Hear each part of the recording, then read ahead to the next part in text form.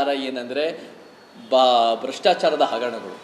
ಈ ಒಂದು ವಾಲ್ಮೀಕಿ ನಿಗಮದ ಹಗರಣ ಏನು ಮೇ 27 ಅಷ್ಟೊತ್ತಿಗೆ ಆ ಒಂದೂವರೆ ತಿಂಗಳ ಹಿಂದೆ ಆ ಚಂದ್ರಶೇಖರ್ ಇರಬೇಕು, ಆ ವ್ಯಕ್ತಿ ಚಿಕ್ಕಬಳ್ಳಾಪುರ ನಗರದ ಪತ್ರಕರ್ತರ ಭವನದಲ್ಲಿ ಸುದ್ದಿಗೋಷ್ಠಿ ನಡೆಸಿದ ಕನ್ನಡ ಚಲನಚಿತ್ರ ನಟ ಮತ್ತು ಸಾಮಾಜಿಕ ಹೋರಾಟಗಾರ ಚೇತನ್ ಮಾತನಾಡಿ, ವಾಲ್ಮೀಕಿ ಅಭಿವೃದ್ಧಿ ನಿಗಮದ ಹಗರಣದ ವಿಚಾರದಲ್ಲಿ ಸರ್ಕಾರದ ವಿರುದ್ಧ ಆಕ್ರೋಶ ವ್ಯಕ್ತಪಡಿಸಿದ್ದಾರೆ. 187 ಕೋಟಿ ರೂಪಾಯಿ ವಾಲ್ಮೀಕಿ ನಿಗಮದ ಹಣ ದುರ್ಬಳಕೆಯಾಗಿದೆ. ವಾಲ್ಮೀಕಿ ಹಗರಣವನ್ನು ಮುಚ್ಚಿ ಹಾಕಲು ಪ್ರಯತ್ನಗಳು ನಡೆಯುತ್ತಿವೆ. ಈ ಹಗರಣದ ಬಗ್ಗೆ ಎಸ್ಐಟಿ 1.5 ತಿಂಗಳಿನಿಂದ ಕ್ರಮ ಕೈಗೊಳ್ಳುತ್ತಿಲ್ಲ. ಬಿ ನಾಗೇಂದ್ರ ಬಳ್ಳಾರಿ ಅಕ್ರಮ ಗಣಿಗಾರಿಕೆ ಪ್ರಕರಣದಲ್ಲಿ ಭಾಗಿಯಾಗಿ ಜೈಲಿಗೆ ಹೋಗಿದ್ದ ವ್ಯಕ್ತಿ, ಮಂತ್ರಿಯಾಗಲು ಅರ್ಹತೆ ಇಲ್ಲದ ವ್ಯಕ್ತಿ. ಅಂತಹವರು ಸಚಿವರಾದರು. ಎಸ್ಐಟಿ ಸರ್ಕಾರದ ತಾಳಕ್ಕೆ ತಕ್ಕಂತೆ ಕುಣಿಯುತ್ತಿದೆ. ಇಡಿ ಪ್ರವೇಶದ ನಂತರ ತನಿಖೆ ಚುರುಕುಗೊಂಡಿದೆ. ತೆಲಂಗಾಣ ಆಂಧ್ರಗೆ ಈ ಹಣ ಹೋಗಿದೆ ಅನ್ನೋದು ಬೆಳಕಿಗೆ ಬಂದಿದೆ. ಇದರ ಬಗ್ಗೆ ಸೂಕ್ತ ತನಿಖೆ ಆಗಬೇಕು ಎಂದು ಹೇಳಿದ್ದಾರೆ. ಏನಂದ್ರೆ ಭ್ರಷ್ಟಾಚಾರದ ಹಗರಣಗಳು. ಈ ಒಂದು ವಾಲ್ಮೀಕಿ ನಿಗಮದ ಹಗರಣ ಏನು ಮೇ 27 ಅಷ್ಟೊತ್ತಿಗೆ ಆ ಒಂದೂವರೆ ತಿಂಗಳ ಹಿಂದೆ ಆ ಚಂದ್ರಶೇಖರ್ ಇರಬೇಕು, ಆ ವ್ಯಕ್ತಿ ಯಾರು ಇದನ್ನು ಆತ್ಮಹತ್ಯೆ ಮಾಡಿಕೊಂಡು 187 ಕೋಟಿ, ಅದು TSP ಹಣನೂ ಕೂಡ, TSP ಆಗಲೇ ದುರುಪಯೋಗ ಆಗ್ತಾ ಇದೆ. ಇದು TSP ಹಣ ಅಂತ ಕೇಳಿದರೆ ಟ್ರೈಬಲ್ ಹಣ, ಇದು ವಾಲ್ಮೀಕಿ ನಿಗಮದ ಹಣ. ಈ ಹಣನ ಮಿಸ್ಸಿಂಗ್ ಆಗಿದೆ, ಎಂಬೆಸಲ್ಮೆಂಟ್ ಆಗಿದೆ ಅಂತ ಆರೋಪ ಬರ್ತಾ ಇದೆ. ಎಲ್ಲೋ ಒಂದು ಕಡೆ ಅದು ಭ್ರಷ್ಟಾಚಾರದಿಂದ ಬೇರೆ ಬೇರೆ ಕಡೆ ಬೇರೆ ಬೇರೆ ಜೋಬ್ಗಳು ತುಂಬಿಸ್ತಾ ಇದೆ. ಇದಕ್ಕೆ ತಕ್ಕವಾದ ತನಿಖೆ ಆಗಬೇಕು ಅಂತ ಮುಂಚೆಯಿಂದ ಹೇಳ್ತಾ ಇದ್ದೀವಿ. ಆದರೆ SIT 1.5 ತಿಂಗಳಿಂದ ಎಲ್ಲೋ ಒಂದು ಕಡೆ ದೊಡ್ಡ ಕ್ರಮ ತೊಗೊತಾ ಇಲ್ಲ. ಎಲ್ಲೂ ಕೂಡ ಅದನ್ನು ದೊಡ್ಡ ಮಟ್ಟಕ್ಕೆ ಆ್ಯಕ್ಷನ್ ತೊಗೊಂಡು ಅದು ಪ್ರಶ್ನೆ ಮಾಡೋದು. ಈ ಬಿ ನಾಗೇಂದ್ರ ಅಂತ ಯಾರು ಬಳ್ಳಾರಿ ಮೈನ್ಸ್ ಅಕ್ರಮ ಗಣಿಗಾರಿಕೆ ಮಾಡ್ಕೊಂಡು ಜೈಲಿಗೆ ಹೋಗಿರೋ ಮನುಷ್ಯ, ಅವ್ರು ನಿಜವಾಗ್ಲೂ ST ಮಂತ್ರಿ ಆಗೋಕ್ಕೆ ಅರ್ಹತೆನೋ ಯೋಗ್ಯತೆ ಇಲ್ಲದೇ ಇರೋ ಮನುಷ್ಯನನ್ನೇ ಕೂಡಿಸಿದ್ದಾರೆ. ಅವ್ರ ಮೇಲೆ ಯಾವತ್ತು ದೊಡ್ಡ ಮಟ್ಟದ ಪ್ರಶ್ನೆನೂ ಮಾಡಲಿಲ್ಲ SIT. ಯಾಕಂದರೆ ಅದು ರಾಜ್ಯ ಸರ್ಕಾರದ ಒಂದು ರೀತಿ ತಾಳಕ್ಕೆ ತಕ್ಕಂತೆ ಕುಣಿತಾ ಇರೋ SIT ಅವರು ಇನ್ಎಫೆಕ್ಟಿವ್ ಆಗಿ ಕೆಲಸ ಮಾಡಿದೆ.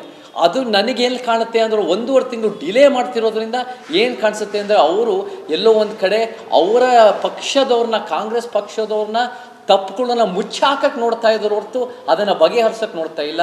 ಯಾವಾಗ ED ಅನ್ನೋದು ಕೇಂದ್ರ ಸರ್ಕಾರದ ಒಂದು ವ್ಯವಸ್ಥೆ ಬಂದು ಅದನ್ನು ಇನ್ವೆಸ್ಟಿಗೇಷನ್ ಮಾಡಿದ್ರು. ಯಾಕಂದರೆ ಅದು ತೆಲಂಗಾಣ, ಆಂಧ್ರದಲ್ಲಿ ಬೇರೆ ಬೇರೆ ಕಡೆ ಈ ದುಡ್ಡು ಹೋಗಿದೆ ಅಂತ ಒಂದು ಆರೋಪ ಇರೋದ್ರಿಂದ ಇವಾಗ ಅವ್ರನ್ನ ಬಂಧಿಸಿದ್ದಾರೆ.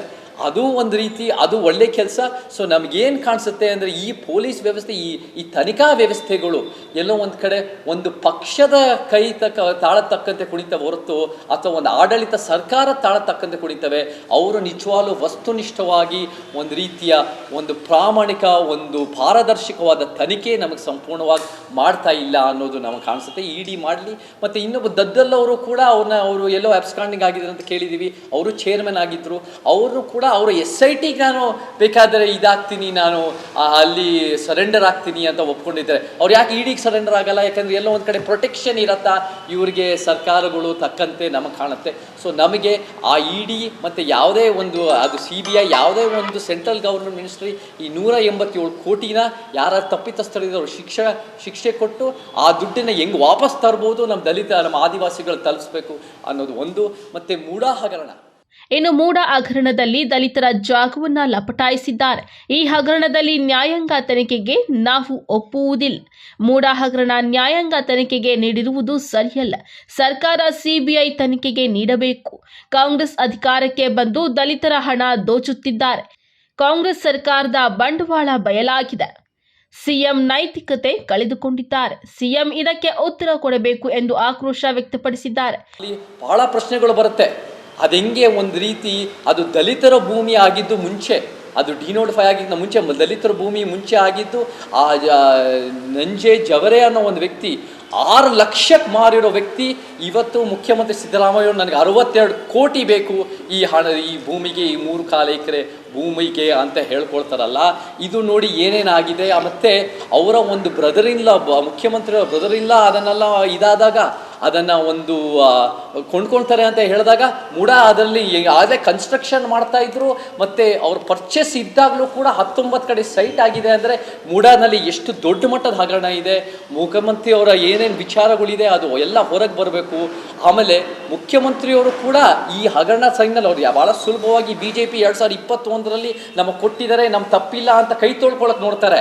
ಆದರೆ ಯಾವಾಗ ಡಿನೋಟಿಫೈ ಆಗಿದ್ದು 98ರಲ್ಲಿ ಇವರು DCM ಆಗಿದ್ರು, ಮತ್ತು ಅದು ದೊಡ್ಡ ಪ್ರಾಸೆಸ್ ಪ್ರಕ್ರಿಯೆ ನಡೆದಾಗ ಇವರು ಚಾಮುಂಡೇಶ್ವರಿ MLA ಆಗಿದ್ದು, ವರ್ಣ MLA ಆಗಿದ್ದರು.